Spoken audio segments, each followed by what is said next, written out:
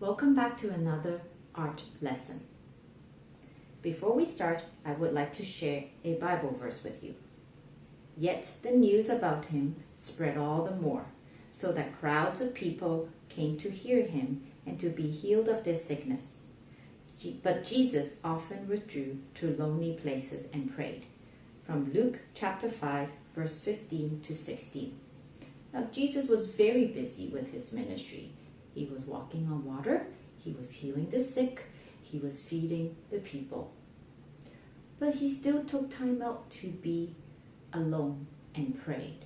So during this busy time, while you're schooling, at home and online, remember to take time out to pray and to read God's Word. Before we start the next lesson, let's take a look at what some of our friends have completed last week. Here we have Jack's Valentine's Day picture for his mom. Now, what I liked about Jack's picture was he used the same texture, but he used two different colors. And he also cut out the jagged edge around his name near the top. It is very different. Next, I have Luciana, and I like her picture because I really appreciate the color combination she has used. She used red, orange, and a little bit of purple. And the texture with the lines and the dots really matches well. Next, we have Renee's Valentine's Day card. Here she used the texture in the heart, but on top of that, she added a heart shape outline within the heart that really adds to the geometric lines against the curved lines. Very nicely done. So I'd like to introduce you to an architect by the name of Antoni Gaudi. He was born in Spain in 1852. He had a very interesting life. But he was an architect. What is an architect? An architect designed buildings, the outside and sometimes the inside. One of his most famous project was here in Spain. This is a church called, I'm going to try to read it, Sagrada Familia in Spain. Now, if you look at it carefully, it looks like miniature Lego blocks just building up.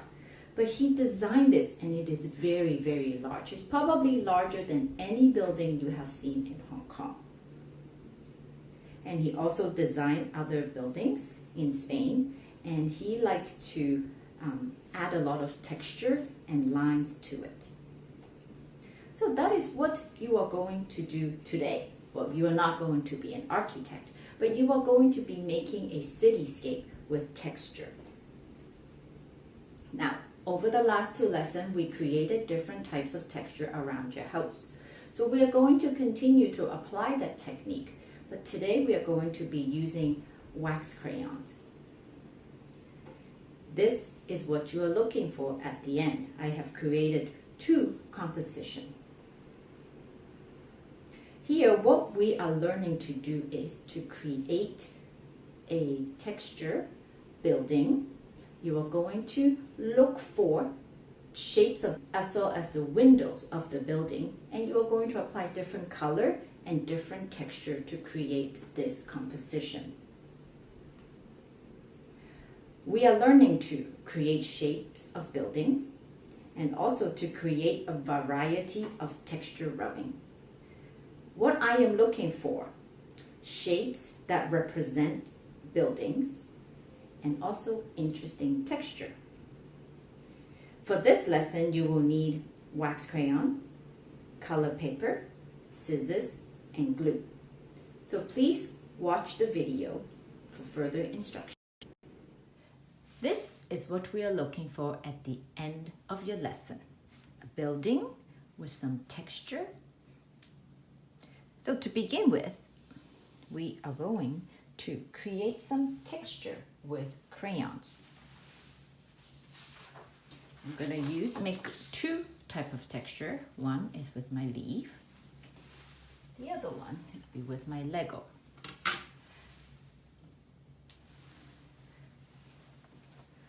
you are going to use a wax crayon, which you should have at home. If not, please let me know and we will come up with something. All right, so, or you can use color pencil, but crayon will be much easier and the color will be more intense, showing the texture. Now remember, just like last time, you're gonna rub.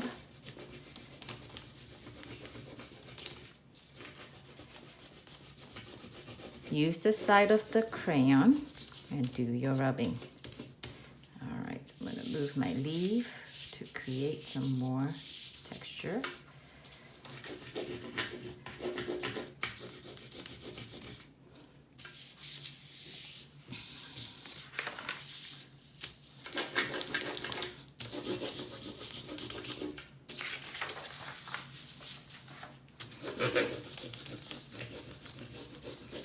You should have about 2 to 3 pieces of paper full of texture.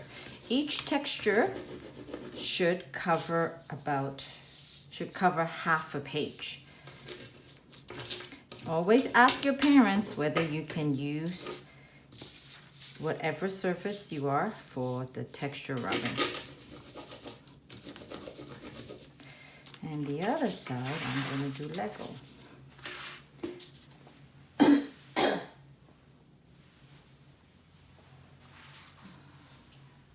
Do violet. I think this is violet. Okay, so here we go. Now, sometime when you're rubbing, it's okay to move it around to create sort of a different type of pattern.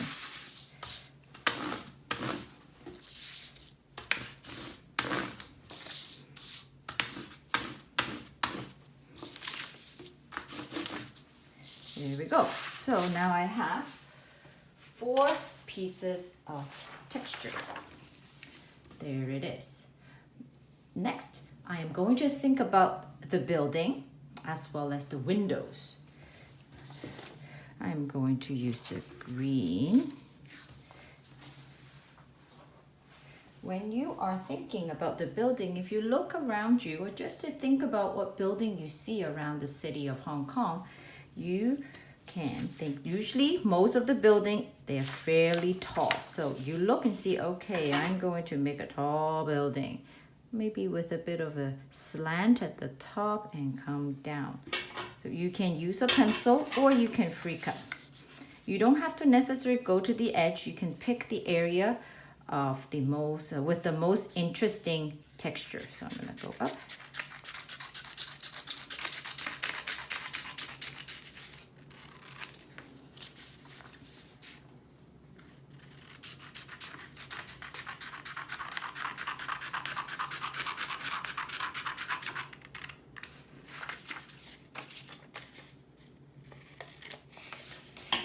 There's the outline of my building. I want to cut this down a little bit. This is a little slanted.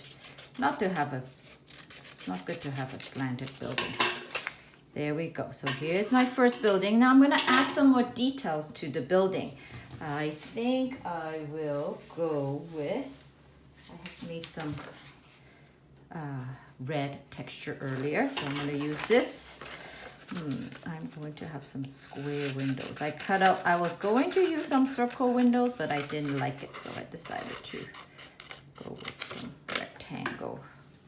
Ooh, let's think, should I do windows like this or windows smaller? I'm gonna go with some square windows. You always play with it and say, oh, is this what I would like? Is that too busy?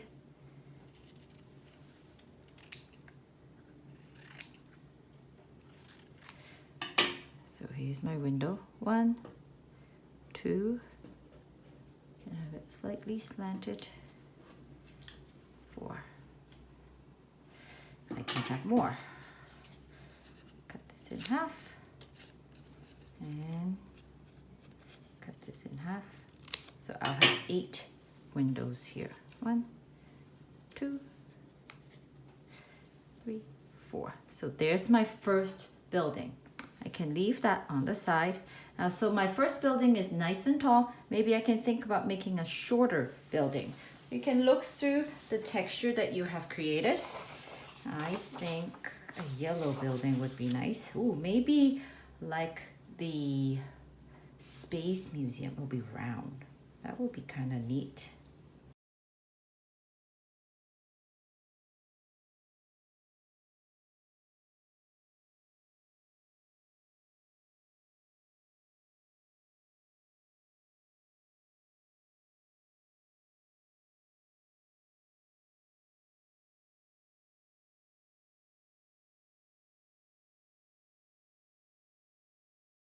Maybe I can make one with some more interesting outline.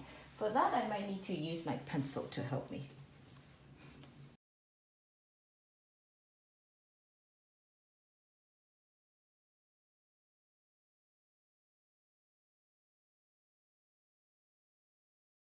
Ooh, would the blue look nice or would the yellow look nice? Ooh, I have another type of blue. Yellow or blue. So you have to play around and look at the color scheme and the texture to see what will make the buildings. Oh, I know what I'm going to do.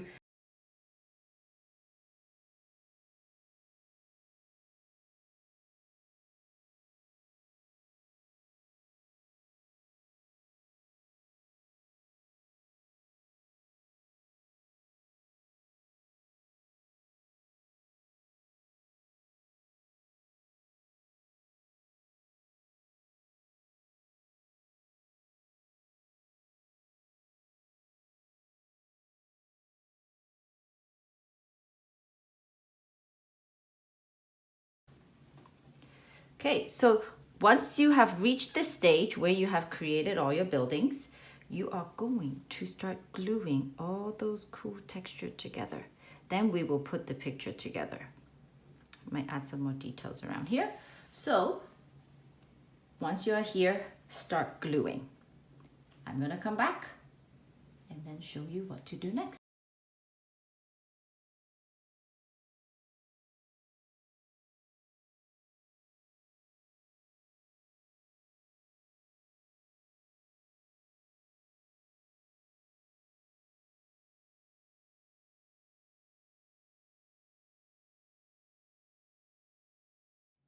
Once you have completed gluing all the buildings, then you think about background.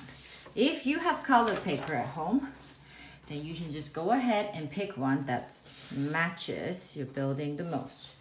You can use portrait or landscape. So my last picture that I showed you in the beginning was a landscape, and I'm going to try it with a portrait here. So I have different colors.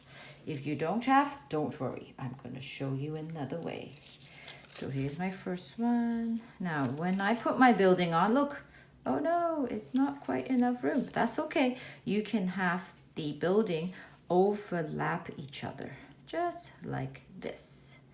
Or you can have it this way. So you get to decide and move it around. So make sure you can do this after you have glued all the windows on your building. So there's one option that I have. Okay. You can take out a piece of plain paper and add texture onto the whole paper to give it color and texture. It will look kind of cool. Here we go. So there it is. I think I even deliberately added some lines to help make it like a sunshine. Now afterwards you can add some details to your picture, which I will show you in a little bit. Okay, so you can add, I'll probably add a sun here, like this, ta-da, or a moon. I think that will be a sun. There's my picture. Oops, there it is. If you have any question, please send me an email. Have a great day. If you would like more detail to your picture, you can use a marker to outline some of the windows and to give it even more detail. this is optional, only if you want to. So I can give it some lines.